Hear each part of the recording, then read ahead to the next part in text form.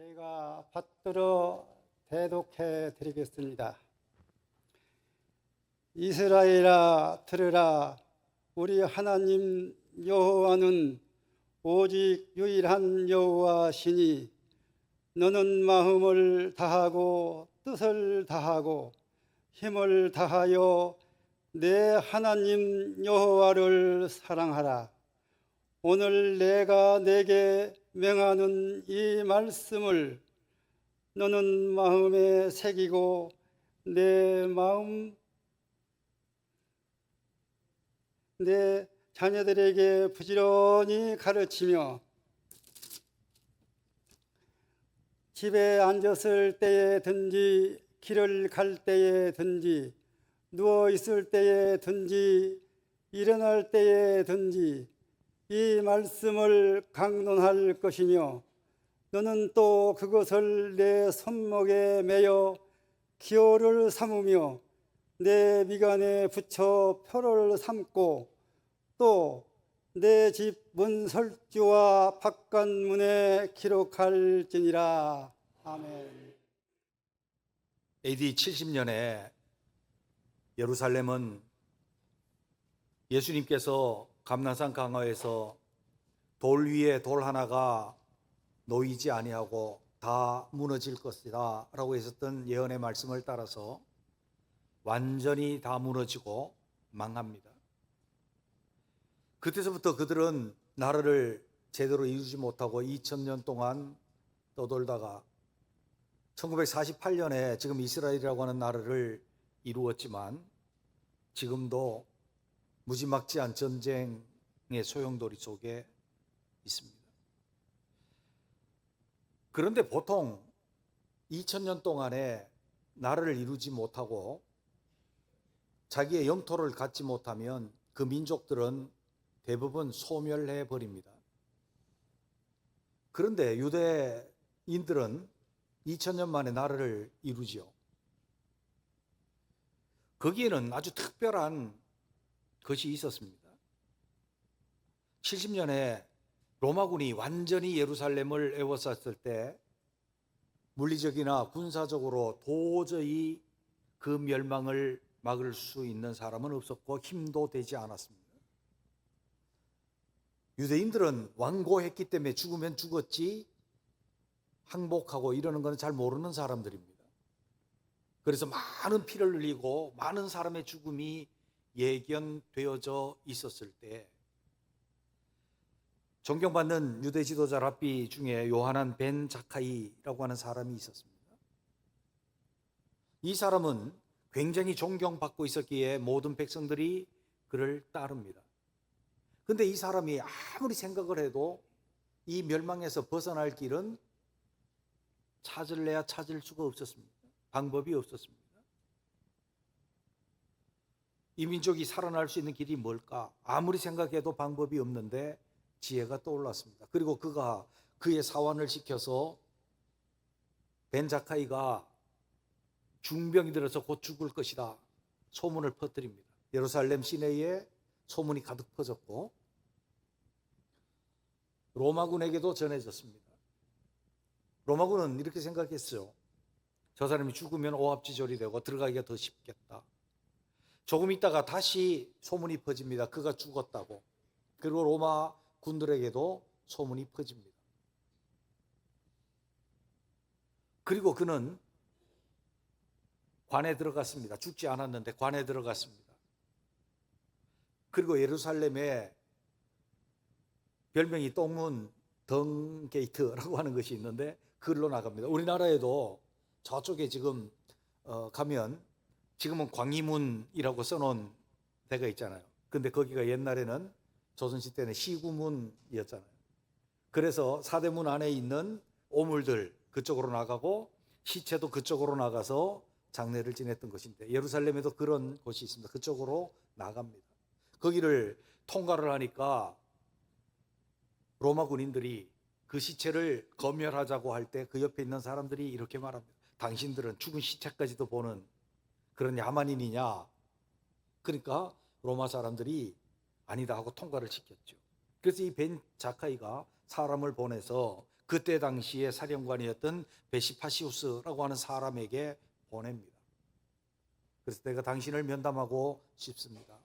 베시파시우스도 이 벤 자카이에 대한 소식을 익히 듣고 있기에 그를 만났습니다. 그가 이렇게 말합니다. 우리는 당신의 손에서 벗어날 길이 전혀 없어. 그러나 우리 민족들은 끝까지 저항해서 수많은 사람들이, 대부분의 사람들이 죽을 것이요. 그런데 당신이 내가 원하는 요구 하나를 들어주면 우리가 항복하고 당신들은 더 많은 피를 흘리지 아니하고 이 예루살렘을 정복하고 여러분이 원하는 거 다 가져가고 파괴할 수 있을 것입니다. 말해보시오. 아프네라고 하는 조그만 거리가 하나 있습니다. 그것은 파괴하지 말아주십시오. 그렇게 청을 했습니다. 베스파시우스가 생각해 보니까 그 많은 사람들을 죽이고 그렇게 하는 것보다 항복하고 가서 예루살렘을 다 파괴하면 훨씬 낫겠다 싶어서 허락을 해줍니다. 그런데 그 아프네라고 하는 거리는 어떤 거리인가 하면 랍비 학교였고, 그 랍비 학교에는 이 쇠마의 말씀을 중심으로 율법을 가르치던 학교였습니다. 이스라엘아 들으라.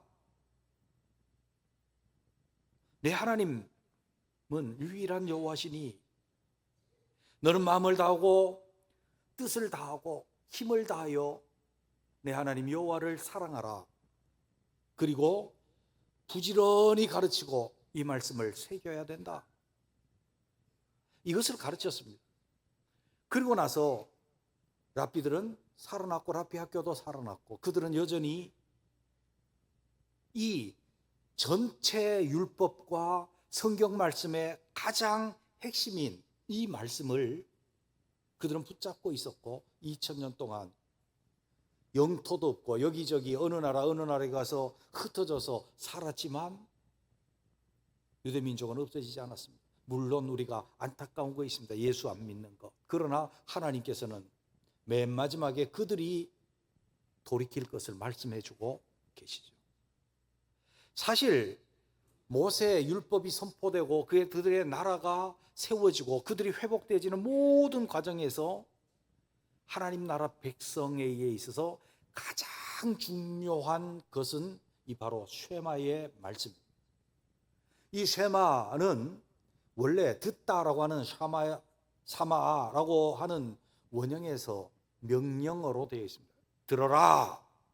사실은 우리는 들어라 간단하게 이렇게 말하지만 그 속에는 뜻이 담겨져 있는데 경청하라. 그리고 그것에 대해서 경청함으로 이해하고 순종하고 삶에까지 이어져라 라고 하는 의미가 이 샤마이에 담겨져 있는 의미입니다. 주님도 우리 제1대는 계명이 뭡니까? 그것을 물어보는 사람들에게 명확하게 대답을 하고 계시죠. 마태복음 22장 37절에서 40절에 보면 내 마음을 다하고 목숨을 다하고 뜻을 다하여 주 너의 하나님을 사랑하라 하셨으니 이것이 크고 첫째 되는 계명이요 둘째는 그와 같으니 내 몸을 내 육과 같이 사랑하라 하셨으니 이 두 계명이 온 율법과 선지자의 강령이니라. 주님도 그렇게 가르치셨습니다.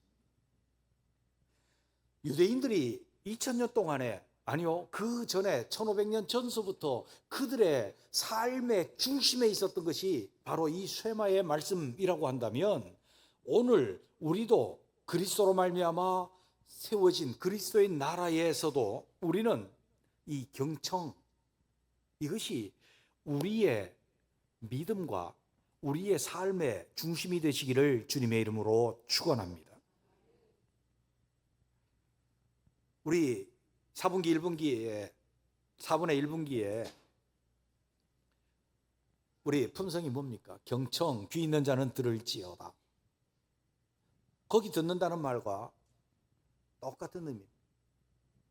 우리는 오늘 본문 말씀을 통해서 이 의미가 어떤 의미를 담고 있는지 주님께서 우리에게 원하시는 목적이 무엇인지 그것을 한번 살펴보면서 우리 자신들이 바로 주님께서 경청하라, 들어라, 귀 있는 자는 들어라 라고 하신 이 말씀이 우리에게 제대로 적용되고 실천되어지고 이것으로 우리가 하나님의 나라 백성임을 나타내고 하나님의 나라 백성, 하나님 나라 안에서 누리는 은혜와 축복의 주인공이 되시기를 주님의 이름으로 축원합니다. 우리가 보는 것 그 첫째는 뭡니까?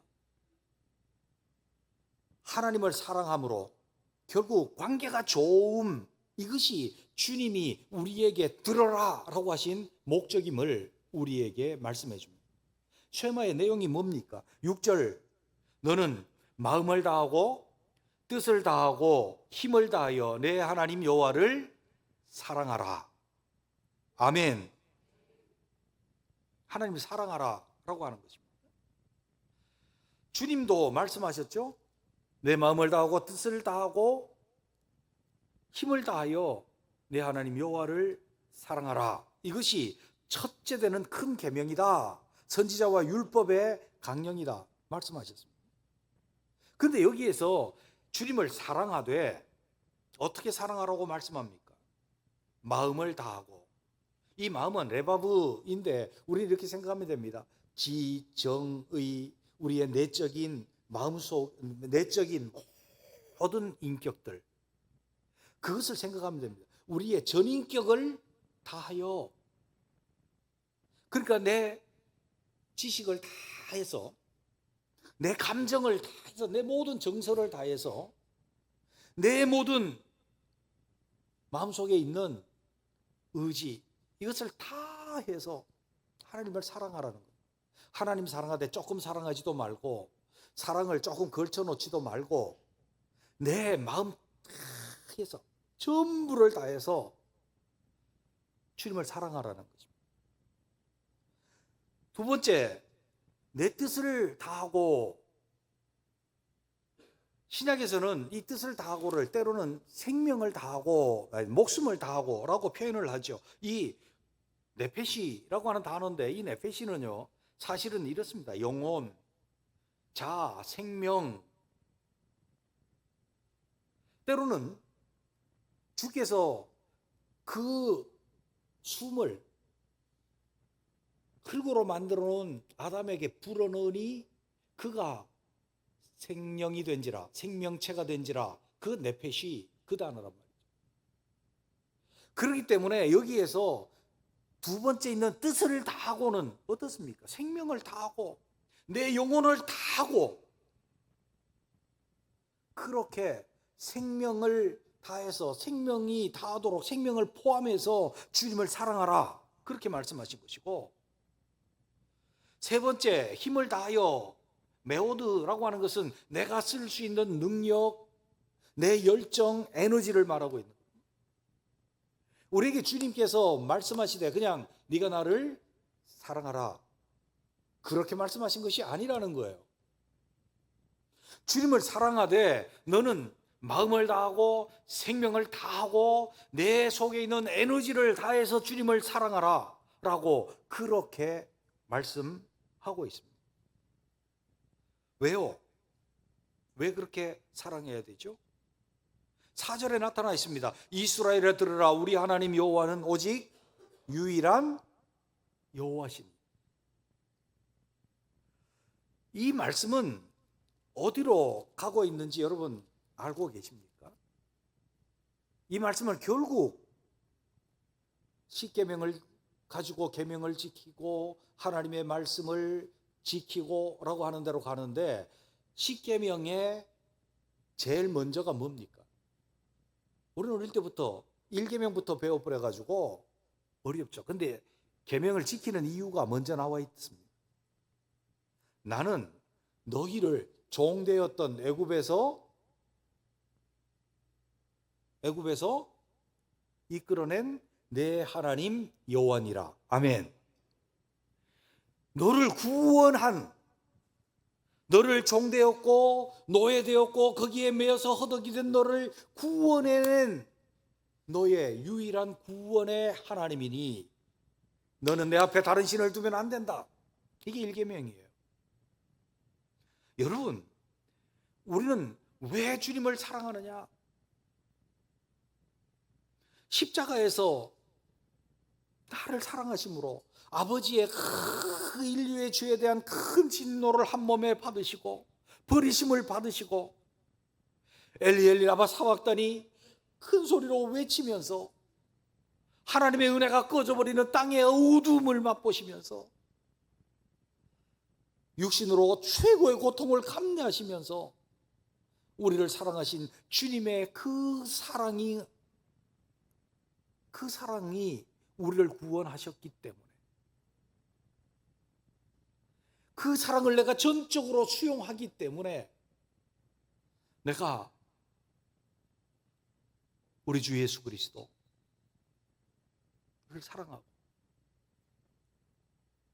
그것을 계획하신 하나님 아버지를 사랑하고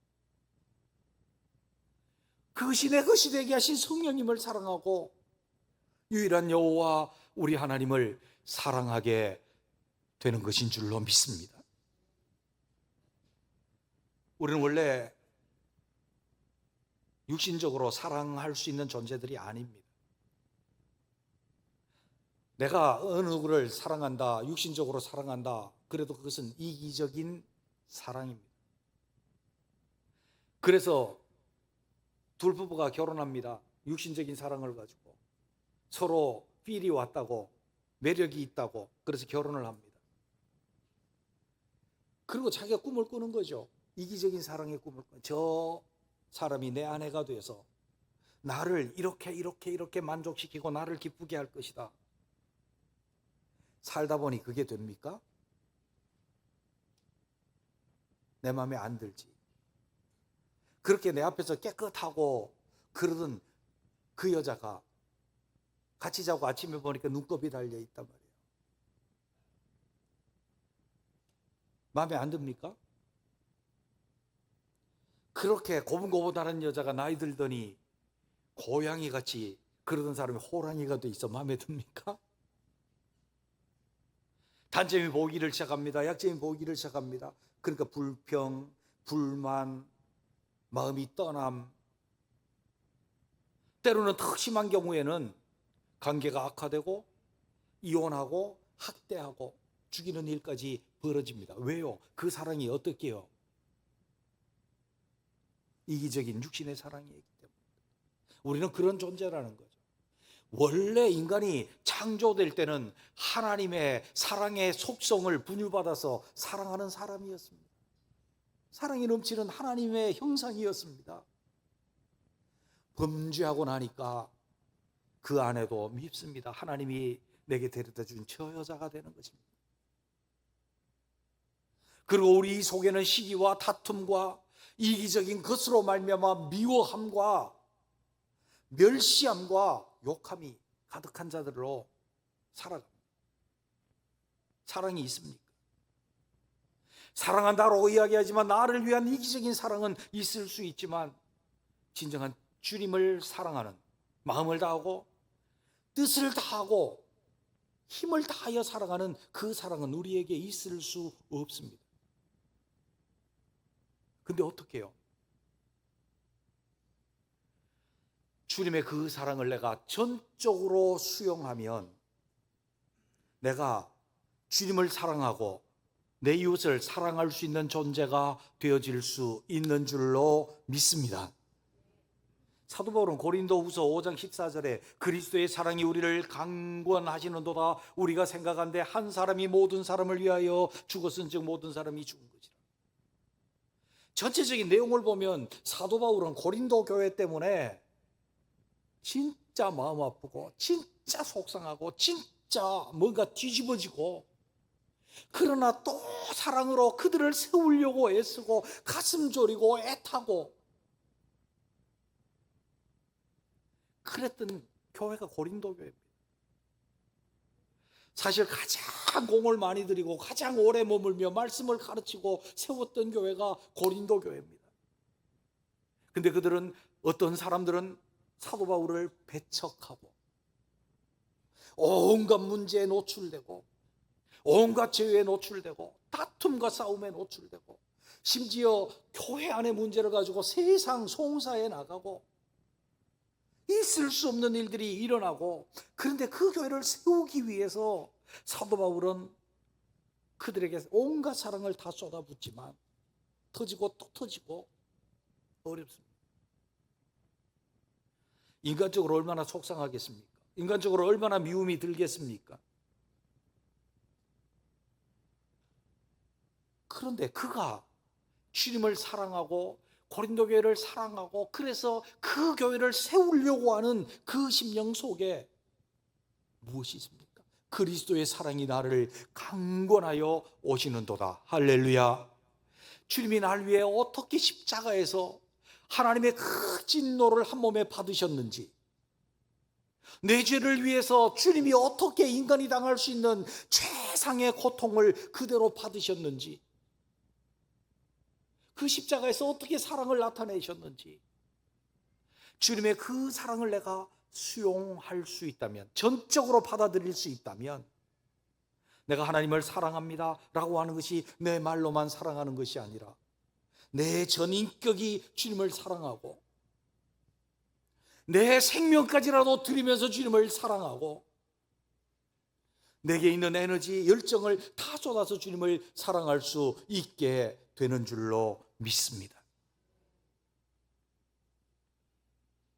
우리는 우리 자신들에게 스스로 질문해 보아야 합니다. 주님이 베드로에게 질문하셨던 것처럼,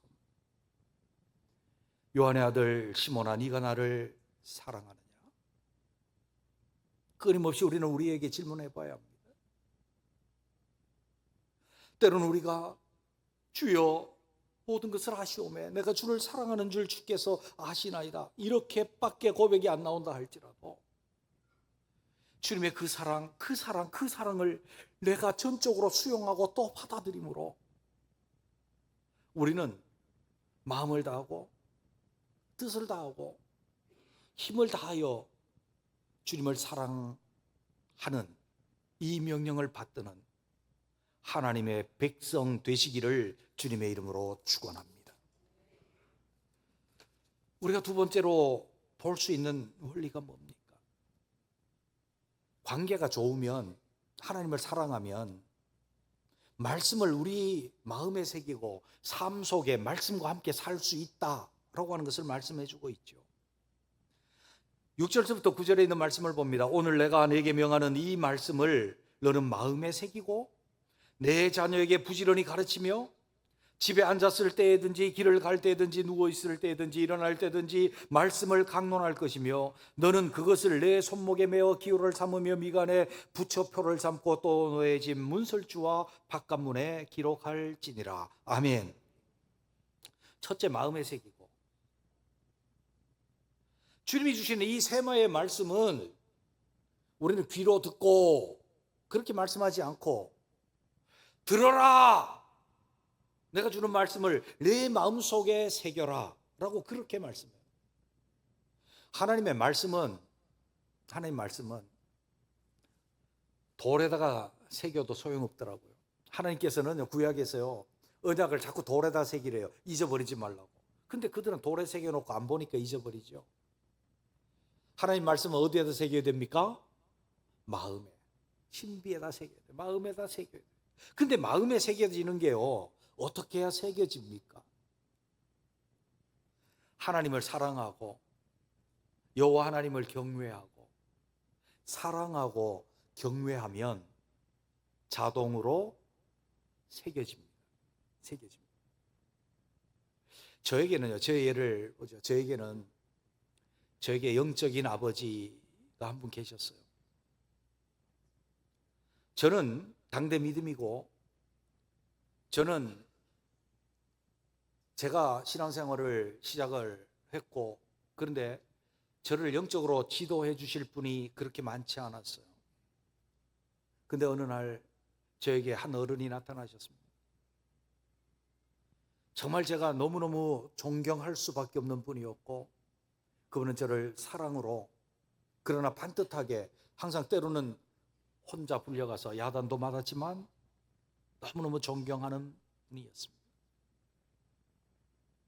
오래전에 천국에 가셨지만 그분이 저에게 하신 몇몇 말씀들이 아직도 저는 제 마음속에 새겨져 있습니다. 이 목사님, 목사는 이러해야 된다고 나는 생각해요. 몇몇 가지 말씀들을 저에게 주셨는데 아직도 저는 깊이 새기고 있습니다. 왜냐하면 그분을 제가 존경했기 때문에. 뿐만 아니라 저는 제 아내가 저에게 한 말들 중에 몇몇 가지가 아주 제 마음속에 깊이 새겨진 말들이 있습니다.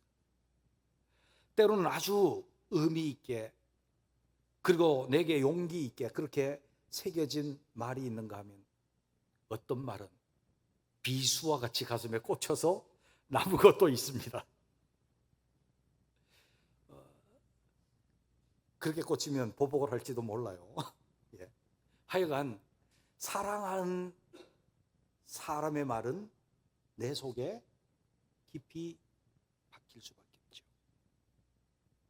우리가 주님의 그 사랑을 전적으로 수용하고 하나님을 사랑하고 하나님과 관계가 내가 좋다면, 하나님과 관계 좋은 게 뭐예요? 하나님을 지극히 경외하고 그를 사랑하는 것인데, 사랑한다면 그 말씀이 내 마음속에 새겨질 줄로 믿습니다. 말씀이 잘 새겨지니까 그 다음에는 어때요? 내 자녀를 가르칩니다. 부지런히 가르치고 집에 앉았을 때든지 길을 갈 때든지 누워있을 때든지 일어날 때든지 이 말씀을 강론할 것이며, 남에게 말씀을 전하고 강론한다라고 하는 것은 내 속에 말씀이 새겨져 있기 때문에 강론할 수 있는 거예요. 내가 일주일에 한 번 한다라고 하는 것은 준비하고 이렇게 기록하면 가르칠 수 있지만, 언제예요? 길을 갈 때도, 누워있을 때도, 일어날 때도, 언제든지거든요. 언제든지 어떻게 우리가 말씀을 가르칠 수 있을까요? 우리에게 배울 수 있는 자에게 가르칠 수 있을까요? 말씀이 내 속에 새겨져 있을 때 가르칠 수 있는 줄로 믿습니다. 그래서 우리는 하나님과 관계를 중요시하면서 말씀이 항상 내 속에 있어야 돼요. 제가 교사들에게 교육을 할 때 항상 그렇게 말하죠. 일주일 동안 가르칠 말씀을 항상 마음에 둬라. 그리고 가르칠 때는 성경만 읽고 교환 보지 말고, 교환은 제출하되 보지 말고 그것으로 가르쳐라. 왜냐하면 네 속에 있는 말씀을 가르쳐야 되는 것이다.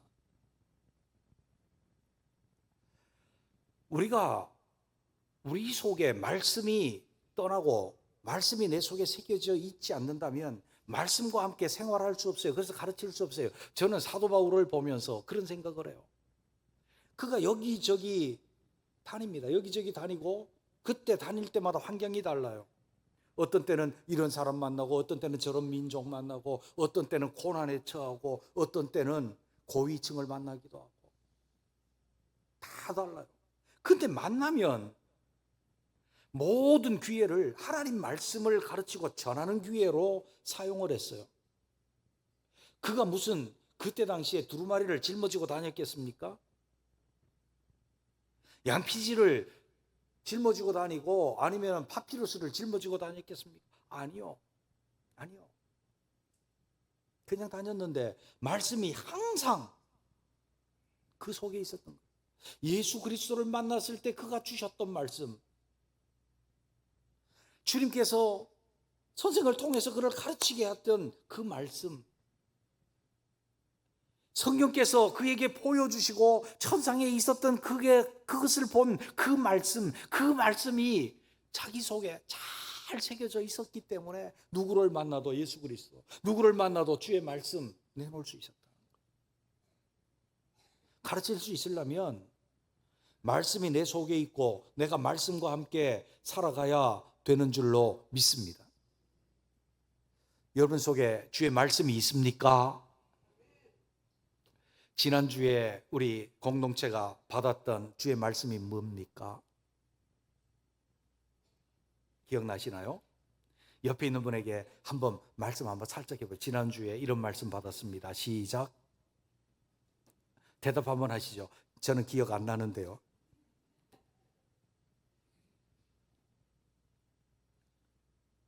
성육신하신 목적. 이제 기억나네요. 그죠? 그렇습니다. 우리 기억력은 한계가 있어요. 어느 누가 전해주셨던 말씀 다 기억합니까? 제가요, 설교를 하고 나서 한 6개월 됐는데 어떤 분이 저한테 그러더라고요. 목사님, 한 6개월 전에 제가요, 목사님 하시는 말씀, 하나님 말씀 듣고 은혜를 많이 받았어요. 이렇게 말씀하셨는데 기억나시죠? 저한테 물어봐요. 참 이것보다 곤란한 게 없어요. 제가 다 아는 것처럼 설교를 했는데 6개월 지나고 나서 그거 기억나시죠? 본인은 은혜 받았으니까 기억하고 있는데 나는 말씀 전하고 잊어버렸지. 앞으로 목사님 이 말씀으로 은혜 받았는데 기억나시죠? 그러지 마세요. 제가 대답하기가 곤란해. 우리 기억력은 한계가 있어. 그 마음을 새겼는데 자꾸 지워지네. 한계가 있다고 말이에요. 그래서 주님이 이렇게 말씀한다니까요. 너는 또 그것을 내 손목에 메고 기호를 삼으며 내 미간에 붙여 표로 삼고 내 집 문설주와 바깥문에 기록할지니라. 아멘. 손목에다 매요. 제가 지금은 이제 시계를 차고 있는데요. 평생 시계 이런 거 안 차고 살았어요. 반지도. 처음에 결혼하고 나서 결혼 반지인데 자꾸 불편해서 빼놓고 다니니까 그거 끼라고 압력을 받다가 자꾸 안 끼고 다니니까 내가 세수하면서 세면대 빼놓은 걸 집사람이 감췄어. 그러니까 안 끼. 이거 시계도 안 차고 다녔어요. 그러다가 이거 지금 몇 년째 차는데 애들이 생일 선물로 사주면서 꼭 차고 다니세요. 그래가지고 삐질까 봐 차고 다니는. 손에다 매면 뭐 할 때 거추장스럽잖아요. 걸려. 근데 여기다 뭘 차는가 하면 내 하나님 여호와는 유일한 하나님이니 너는 마음을 다하고 뜻을 다하고 힘을 다하여 내 하나님 여호와를 사랑하라. 써놨단 말이에요. 잊어버렸다가 이거 보고 생각나는 거지. 손목에 메고 미간에 메고. 그들은 모자를 썼어요. 거기에 중간에다가 술을 달아서 여기에다가 그 말씀을 썼어. 흔들면은 거추장스럽지. 잘 안 보이지. 근데 뭐가 보여요? 말씀. 잊어버리지 말고 다시 되뇌기라. 뿐만 아니라 내 집 문설주에 나가면서 문설주를 바라보는 거예요. 이 문설주에다 써놓은 거지. 이 세마의 말씀을 써놓은 거예요. 내 바깥문에 기록하라. 들어올 때 보이는 거예요. 우리 일상생활에서 기억하도록 말씀하고 있는 거예요. 우리가 말씀을 내 마음속에 새겼지만 우리의 기억력은 한계가 있어요. 그래서 말씀과 함께 사는데 실패를 하는 경우가 종종 있어요. 실패하지 않으려면 어떻게 해야 되는가 하면 우리 일상생활 속에 말씀이 있도록 자꾸 여기저기 써놓지 말고 우리 마음에 자꾸 읊조리고 말씀을 내가 더 읽고 더 다독하고 다시 기억하고 말씀으로서 살려고 애쓰고 말씀이 삶과 함께 있는 그것을 만들어낼 수 있는 우리가 되시기를 주님의 이름으로 축원합니다. 주님과 관계가 좋으면 우리는 우리 삶 속에 삶이 말씀 속에 있고 말씀이 삶 속에 있는 그 삶을 살 수가 있게 되어지는 것입니다. 사랑과 말씀은 항상 연결되어져 있습니다. 구약에서 보면 출애굽기 20장 6절에 보면 나를 사랑하고 내 계명을 지키는 자들에게는 천대까지 은혜를 베풉니다. 주님을 사랑하는 것과 계명을 지키는 것 붙어 있습니다. 신명기 33장 20절 내 하나님 여호와를 사랑하고 그의 말씀을 청종하며 또 그를 의지하라. 느헤미야 1장 5절 이르되 하늘의 하나님 여호와 크고 두려우신 하나님이여 주를 사랑하고 주의 계명을 지키는 자에게 언약을 지키시며 긍휼을 베푸시는 주여 간구하나이다. 시편 119편 47절 내가 사랑하는 주의 계명을 스스로 즐거워하며 신약에서는 요한복음 14장 15절에 보면 너희가 나를 사랑하면 내 계명을 지키리라. 요한복음 14장 23절에서 24절에 보면 예수께서 대답하여 이르시되 사람이 나를 사랑하면 내 말을 지키리니 내 아버지께서 그를 사랑하실 것이요 우리가 그에게 가서 거처를 그와 함께 하리라. 나를 사랑하지 아니하는 자는 내 말을 지키지 아니하나니 너희가 듣는 말은 내 말이 아니요 나를 보내신 하나님의 말씀이니라. 아멘. 주님을 사랑하면 주님의 계명을 지킬 것이요 주를 사랑하지 않는 자는 주의 계명을 지키지 않는다고 말씀합니다. 사랑하면 말씀으로 사는 것이 무겁지 않습니다. 요한일서 5장 3절에 보면 하나님을 사랑하는 것은 이것이니 우리가 그의 계명들을 지키는 것이라. 그의 계명들은 무거운 것이 아니로다. 아멘. 사랑하는 분을 위해서 그의 말을 따르는 것은 즐거운 일이며 행복한 일이 되어질 줄로 믿습니다. 주의 말씀을 경청하는 것이 축복입니다. 주의 말씀을 경청하는 것이 하나님의 기뻐하심을 입습니다. 사무엘상 15장 22절에 보면 사무엘이 이르되 여호와께서 번제와 다른 제사를 그의 목소리 청종하는 것을 좋아하신 같이 좋아하시겠나이까. 순종이 제사보다 낫고 듣는 것이 수댕의 기름보다 나으니. 하나님을 기뻐하게 하시는 것은 주의 말씀을 청종하는 것인 줄로 믿습니다. 주를 기뻐하시는 것이 복입니다. 민수기 14장 8절에 보면 여호와께서 우리를 기뻐하시면 우리를 그 땅으로 인도하여 들이시고 그 땅을 우리에게 주시리니 이는 과연 젖과 꿀이 흐르는 땅이니라. 아멘. 시편 18장 19절에 보면 나를 넓은 곳으로 인도하시고 나를 기뻐하심으로 나를 구원하셨도다. 아멘. 전도서 2장 26절에 보면 하나님은 그가 기뻐하시는 자에게 지혜와 지식과 희락을 주시나 죄인에게는 노고를 주시고 그가 모아 쌓게 하사 하나님을 기뻐하시는 자에게 그가 주게 하시지만 이것도 헛되다. 우리는 이 하나님의 말씀을 살펴보면서 하나님을 우리가 하나님 관계 발전, 내가 주님을 사랑합니다, 이 고백이 나올 때까지 주 예수 그리스도의 십자가를, 그 사랑을 내가 전적으로 수용하고 주를 사랑함으로 말씀이 우리 삶에 풍성하도록, 우리가 말씀 속에 살 수 있도록 우리 삶을 만들어가는 경청이 우리에게 있고, 이것이 하나님을 기쁘시게 하고 우리에게 만복이 되어지는 은혜가 있게 되시기를 주님의 이름으로 축원합니다. 기도하겠습니다.